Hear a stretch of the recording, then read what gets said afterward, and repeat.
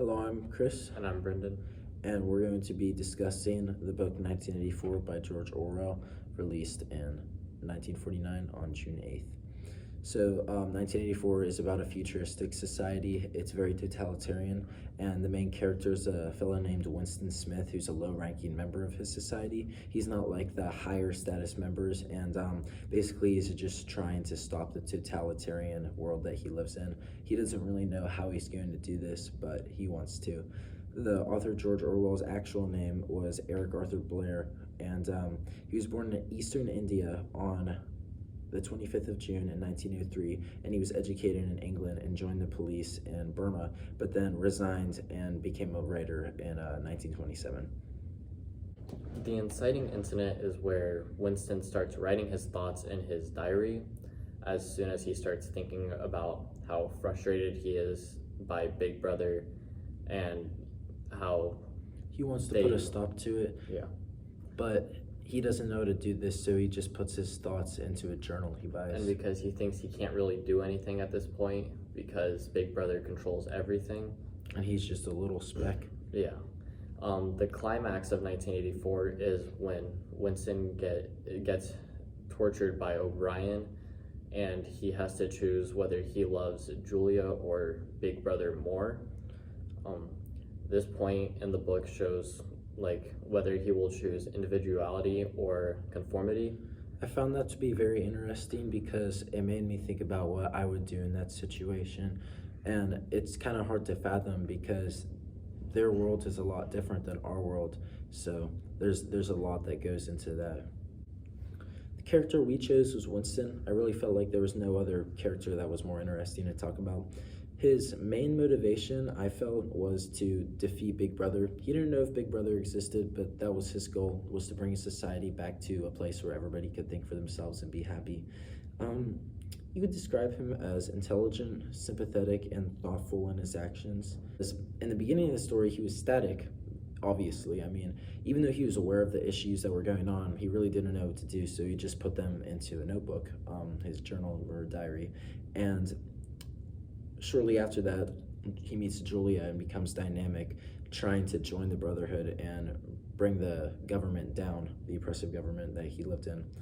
Now, if I had to choose a actor to play Winston, I would definitely choose Harry Dean Stanton because he's known for acting in the place of losers, and that's what Winston was at the beginning of the story. He's also old, and he really does fit Winston's description. I think he could do a great job acting for him. The physical setting is very important to this book because it's based in a dystopian society with very bad environmental conditions. There's lots of smog in the air, there's lots of trash everywhere, and it really makes the reader have a sense of despair and hopelessness, further helping them understand the message of this book and how the people in this society feel on a day-to-day basis. The social setting also plays a very big role in this book, as nobody thinks for themselves, and that really makes Winston feel different from everybody else. So it also helps the reader understand how bland everybody is. I mean, nobody's really interesting because nobody can actually make decisions for themselves. Nobody can express themselves because they can't think for themselves. Everyone obeys Big Brother, and even if they aren't brainwashed to believe what he says, they have to act like it and they have to obey him, or else they're going to get vaporized or sent somewhere to work in a mine or be punished some other way. So technology is also really well advanced in this book, which is a main factor in how these people are so brainwashed and spied on. The telescreens being the main piece of technology I'm talking about, because they're constantly reminding people of Big Brother's philosophy and spying on them to make sure they're not going against that. So I really don't like that. I mean, that really is what cell phones are, if you think about it. I think that could eventually evolve to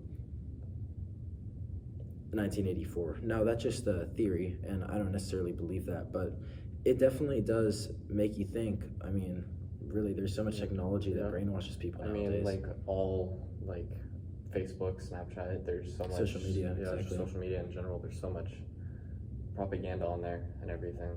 Exactly. And eventually that could be forced on people, just like a telescreen. The main theme of 1984 is the consequences of totalitarianism. The book shows how in a totalitarian society, no one is truly happy or can think for themselves. Um, Winston feels different from everybody else and grows a hatred towards them because he is set apart from their totalitarianism in his own mind. This is until he meets Julia, who helps him not feel so hateful towards his society because he finally feels like he has something to live for. And he's finally happy as well. What element or moment is most compelling to you in the story? I found the idea of totalitarianism in this book to be most compelling because I believe that our world could easily turn out the way The 1984. yeah, the way that 1984 did, and this book opens up that idea and makes it known. Definitely, yeah, it definitely does bring people aware to that idea. Which character is the most interesting to you? Well, definitely Winston, and we talked about him already, but I like how you can really get into his mind in the story and understand how he feels. And I tended to compare myself a lot to him and think about how I would have dealt with his situations that he faced in the story. Yeah, because he did go through some difficult situations. Yeah, and he had to make a lot of really hard decisions. Yeah. So what element of this book do you dislike the most? If you could even find one. Because me Yeah. personally, I couldn't really find one. I didn't like how this fictional story could become a possible reality. Fair enough. But at But the at the same time, it does enlighten people Yeah. that it could happen, and maybe it'll stop that from happening. yeah, it could, make people more aware of how governments are working or maybe not working to help Maybe us. we see things that happened Yeah. early in 1984 that eventually led to what happened in 1984, and we recognize those things in our society early on before. and we're able to prevent them from happening to Exactly. turning it into 1984. So yeah, actually, I would say that there was no bad elements in the story, in my personal opinion. If you were making a soundtrack for this book, what two specific songs would you play? I would have to play a quick one before the eternal worm devours Connecticut by Have a Nice Life, because it's really depressing and there's no lyrics, so it'd be a good song to start the book out with. I mean, in the beginning of the book, it's very depressing. It shows how there's pollution everywhere, and it shows the bland scene that Winston lives in, so I think it would be really good to start it.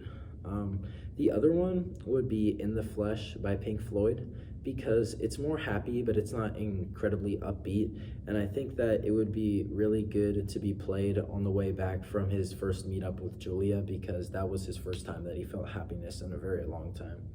So what would you rate this book? I would rate this book an 8 out of 10 because it sheds light on a lot of topics that, people don't really focus on nowadays, like how you could be getting brainwashed by social media and all that.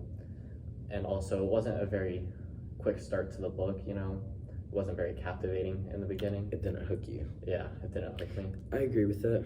I mean, don't get me wrong, it gets more interesting as the story progresses, but in the beginning it was quite boring.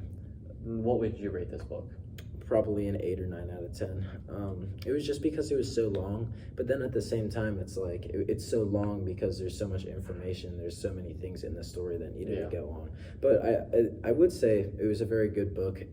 In total, I mean, not only does it bring light to a lot of things going on in our society, but just as a novel itself, it's really good. It's really interesting, and it has a lot of different plot turns that just, make it very exciting, make it very, a lot of things that I expected to happen, they didn't happen, And I think that George Orwell is an incredible writer just because of that. Yeah, he started it off slow and then made it even more captivating throughout the book to keep you in, and up until the very end, you had no clue what was happening. You were on an emotional roller coaster. Yeah, I agree. Well, yeah, that's what I would have to say about it. Thank you for watching, and that was our podcast on the book 1984 by George Orwell. Thank you.